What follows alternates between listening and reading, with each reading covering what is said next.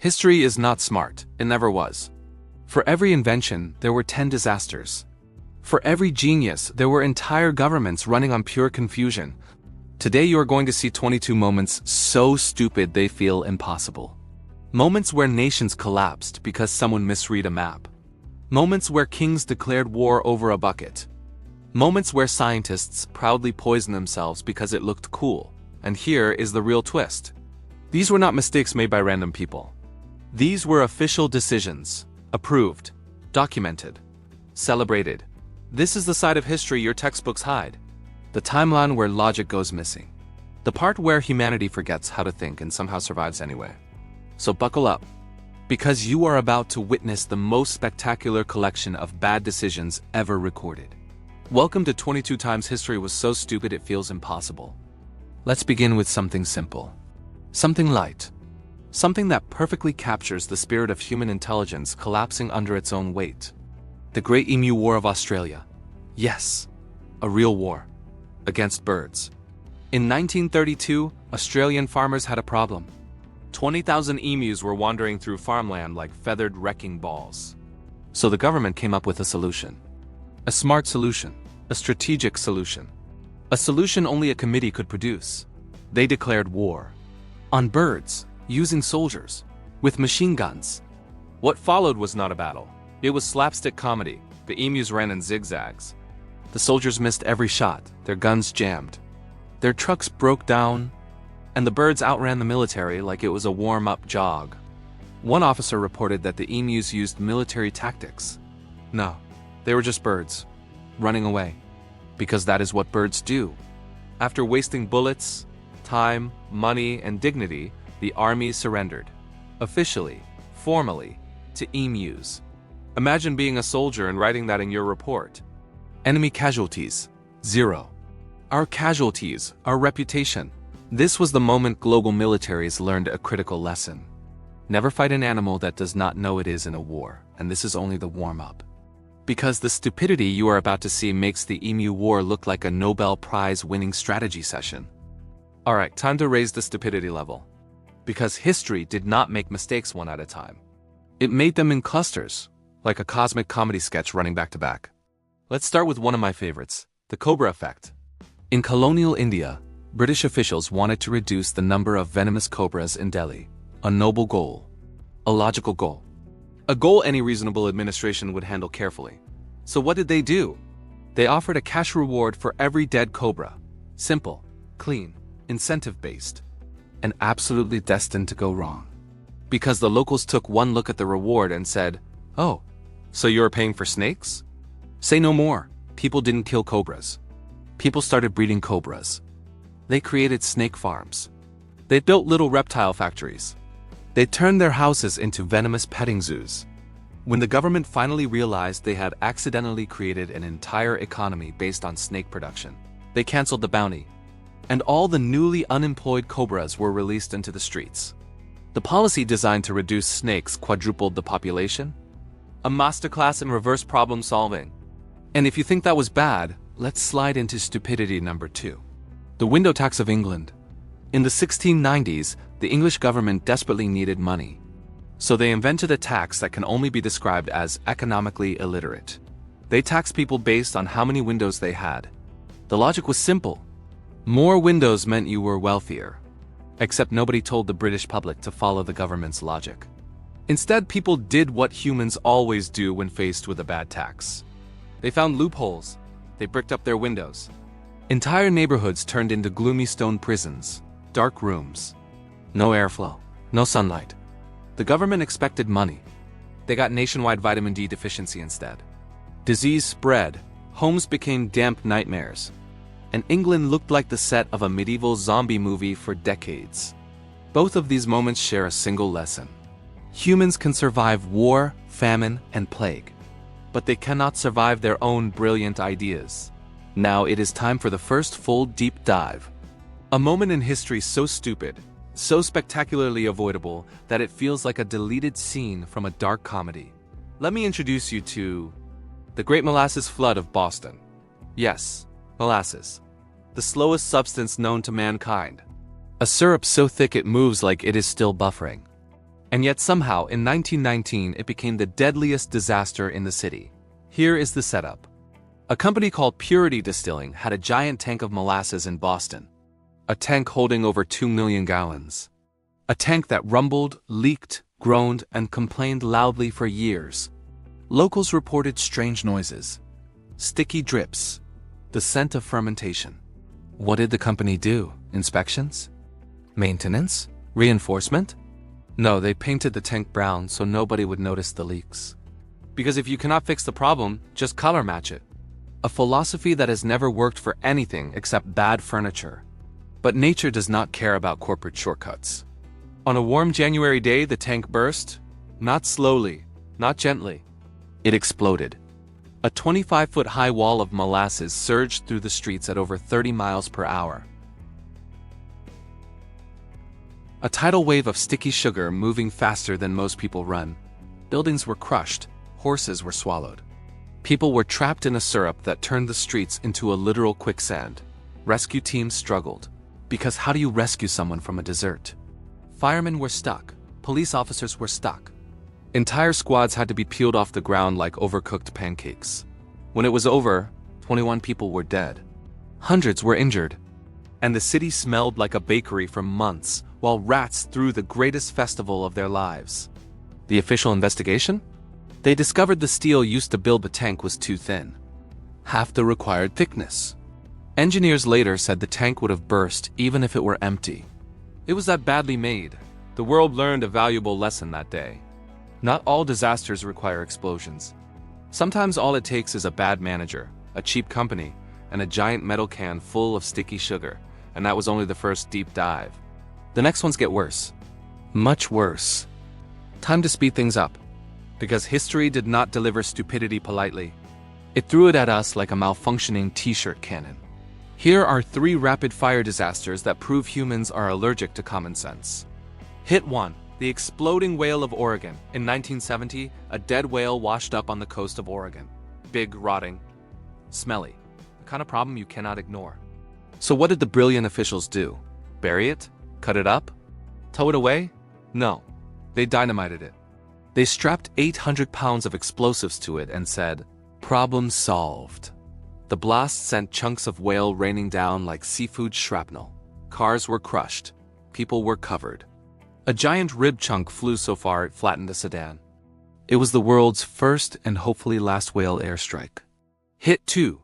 The war that started over a pig in 1859, the United States and Britain almost went to war. Why? Land borders? Trade disputes? Diplomatic tensions? No, a pig. One pig. An American farmer found a British pig in his garden eating his potatoes. He shot it. Both governments panicked. Both sides sent troops. Cannons were loaded. Warships arrived. The world held its breath while 2 global powers prepared for bloodshed over bacon. Thankfully, a general realized how stupid this was and said, "Let's all calm down. It's just a pig." And the war ended with 0 shots fired. Except for the one fired at the pig. Hit 3. The president who fought a deadly duel because of a joke. Andrew Jackson, before becoming US president, accepted a pistol duel over a vague insult. Not a serious one. Not a scandal, just a light verbal jab. He showed up, got shot in the chest, ignored it completely, aimed, fired, and calmly killed his opponent. Then walked away like he had just finished a morning jog. Doctors later said the bullet in his chest was so close to his heart it should have killed him. Jackson carried it for the rest of his life. This is what happens when fragile ego meets bad decision-making. These were just the warm-up shots. The next deep dive is on another level. Let's dive into one of the most chaotic, unnecessary, and painfully stupid military disasters ever recorded. A moment where an entire army managed to defeat itself. Welcome to the Austrian army self-destruction incident of 1788. Yes, you heard that correctly. An army. A full army. Fought a battle against itself. Here is how this masterpiece of incompetence began. The Austrian Empire was preparing to fight the Ottoman Empire. Tensions were high, spirits were low, and the soldiers, being soldiers, were drinking. A lot. One night, a group of Austrian troops got drunk on schnapps. So drunk they started arguing. One soldier fired his gun. Another panicked and yelled, "The Turks! The Turks!" And just like that, the entire Austrian camp erupted into chaos. Imagine the scene. Pitch black night. Thousands of terrified soldiers stumbling around with muskets. Horses screaming, officers shouting orders nobody can hear. And every regiment thinking the other regiment is the enemy. Cavalry charged infantry. Infantry shot at artillery. Artillery blasted at shadows. Men ran in circles firing at anything that moved, including their own boots. It was the world's first military battle based entirely on misunderstandings, alcohol, and poor communication. By sunrise, the Austrians had lost thousands of men. Killed by themselves, wounded by themselves, trampled by their own horses, blown up by their own cannons. All while the actual Ottoman army was miles away, asleep, probably dreaming of doing absolutely nothing. 2 days later, when the Ottomans finally arrived, they found a camp full of chaos, bodies, confusion, and zero survivors who could explain what happened without embarrassment. This moment is now taught as a historical reminder of what not to do in warfare. Lesson 1. Do not drink heavily while holding weapons. Lesson 2. Do not fight shadows. Lesson 3. If you ever hear someone yell, "The Turks," in the dark, maybe check first. Because no empire should ever lose a battle to its own imagination. It is time for the moment where your brain stops, stares at history, and quietly whispers, "There is no way humans actually did this." But they did. Oh, they absolutely did. Let me introduce you to an event so absurd it feels like a rejected scene from a cartoon. The dancing plague of 1518. Yes, a plague. Of dancing. In the summer of 1518, a woman named Frau Trophia stepped into the streets of Strasbourg and started dancing. Not happily, not gracefully, just violently and uncontrollably. Her body moved like her brain had lost the remote. People watched, they laughed, they pointed. Then they stopped laughing. Because she didn't stop. She danced for hours. Then for days. And then something terrifying happened. Others joined her, not willingly, not for fun.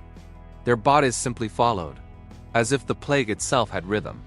Within a week, 30 people were dancing nonstop. No water breaks, no sleep, no music.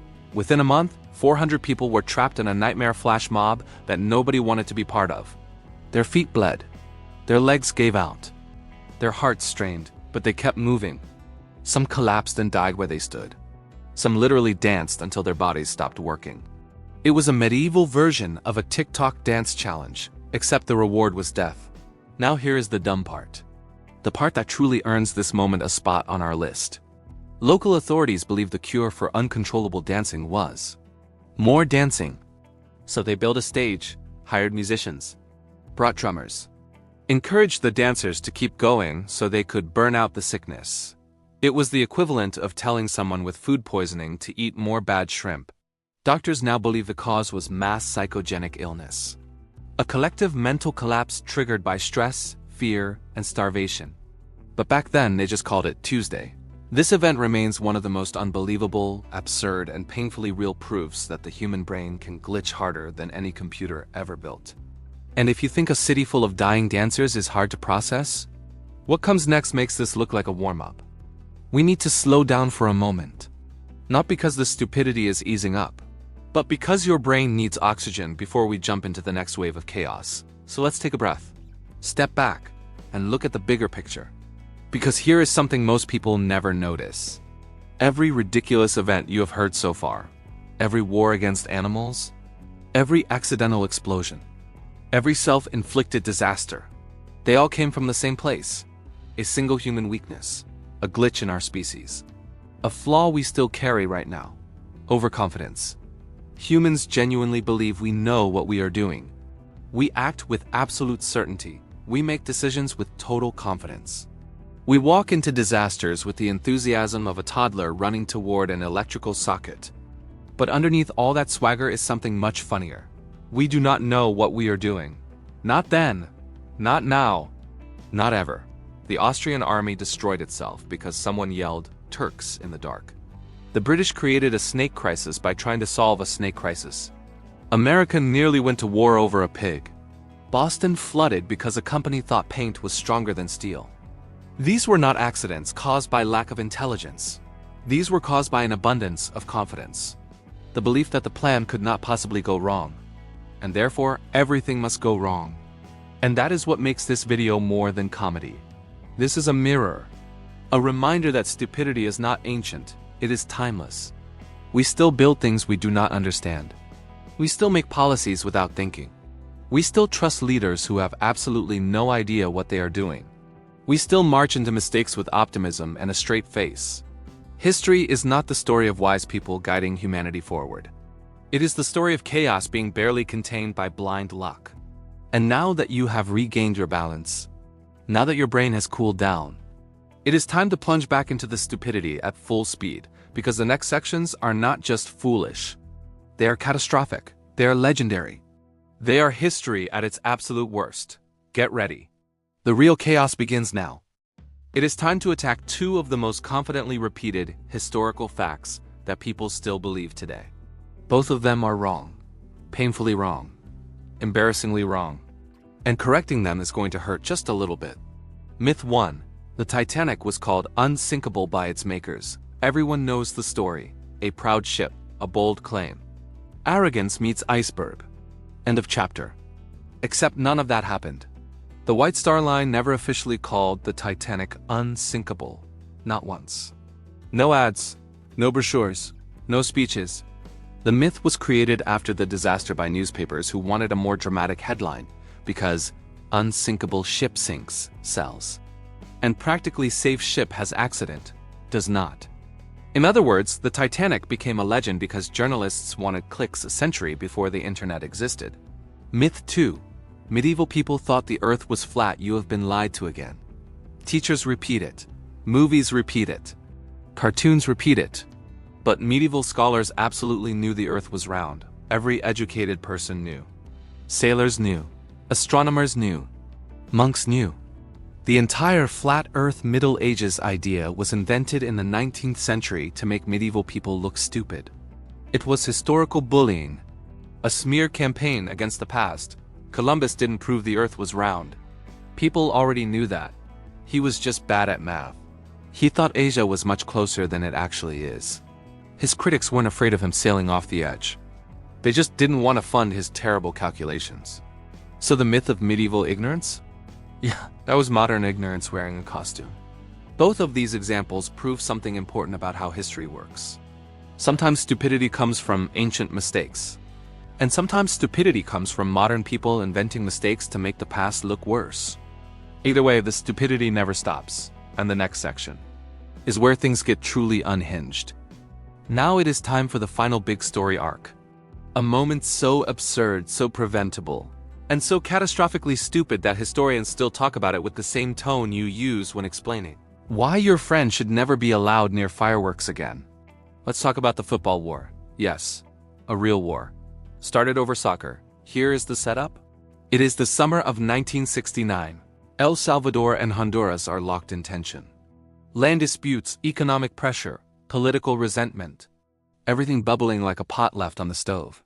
Then the universe said, let's see how far we can push this. Because the two countries were scheduled to play a series of World Cup qualifying matches. And these games turned into the spark that lit an entire region on fire.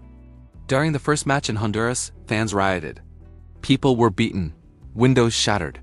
The national anthem was drowned out by angry screaming. The second match, held in El Salvador, was even worse. Honduran players were kept awake all night by fireworks, sirens, and angry crowds outside their hotel. By morning, the tension was radioactive. The match ended. El Salvador won. And instead of cooling down, both nations turned into pressure cookers. Then came the final match, the decider. The moment everything went wrong, El Salvador won again. Honduras blamed the referees. The crowds exploded. Fans attacked each other, cars were burned, homes torched. People murdered in the streets. Diplomatic relations collapsed overnight. El Salvador accused Honduras of failing to protect its citizens. Honduras accused El Salvador of provoking the violence. And within 72 hours, both governments mobilized their armies. Real armies. With tanks, jets, bombers, infantry. All because of a soccer score. The war lasted 4 days. 3,000 people died.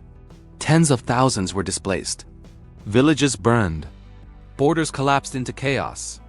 And when a ceasefire was finally negotiated, everyone suddenly remembered the horrifying truth. This entire conflict, this real war, was triggered by something as stupid as national ego mixed with sports fandom. Today, historians agree on one thing. The match did not cause the war, but it delivered the final blow to logic and patience in two nations already on the edge. Still, the fact remains. The spark was a football game. A game that millions watch casually today while eating snacks and yelling at the TV. It is one of the most powerful reminders in history. Humanity does not need a grand reason to start a conflict. Sometimes it just needs a bad referee call and a stadium full of angry men. We are entering the rapid-fire finale. 4 disasters, 4 catastrophes.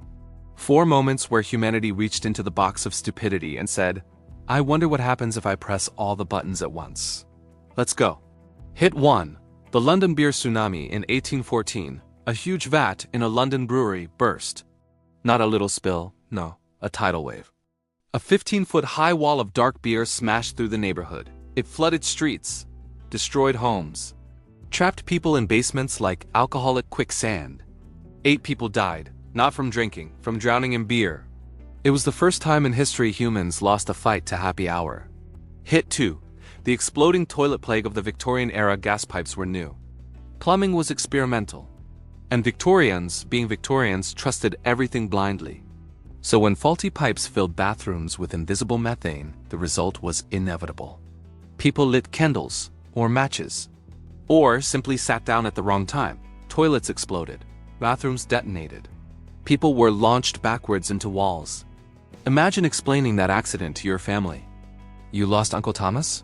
Yes, the lavatory won. Hit 3. The day the US accidentally dropped a nuclear bomb on itself. In 1961, a B-52 bomber over North Carolina broke apart in mid-air. 2 hydrogen bombs fell from the sky. Real, armed, mass destruction bombs. 1 parachute failed. The bomb slammed into a field. The other bomb's safety mechanisms? 5 out of 6 failed. Only 1 tiny switch prevented the United States from nuking itself. 1 switch. A literal flip. Between everything is normal and goodbye Carolina.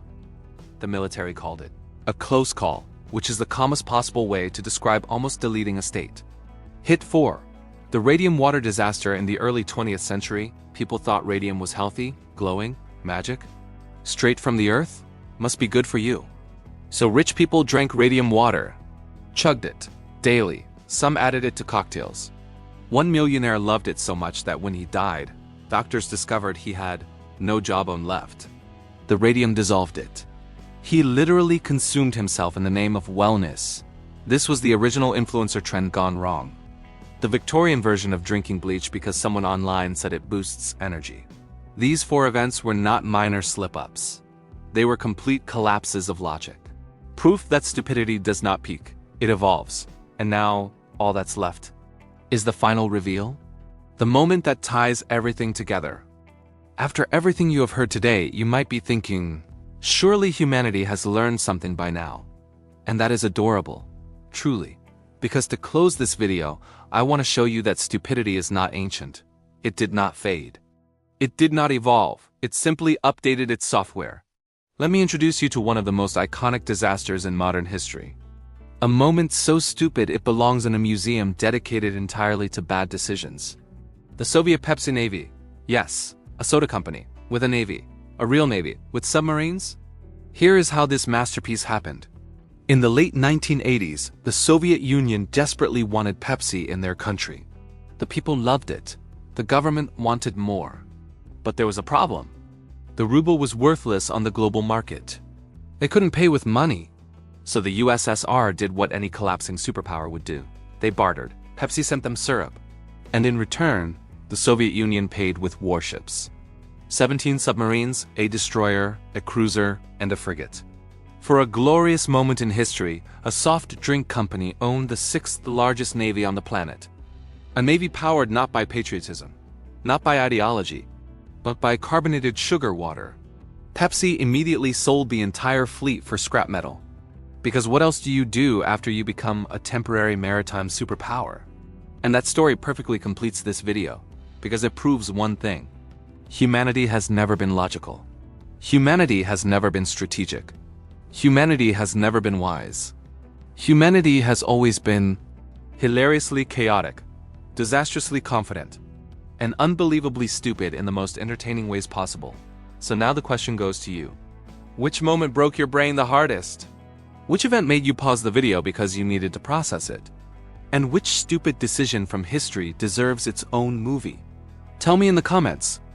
I want to see which disaster wins. And if your brain survived this timeline of chaos, subscribe. Because I promise the next video will be even worse. Until then, remember this. History is not a story of genius. It is a story of luck. A lot of luck. And the fact we are still here is the biggest miracle of all.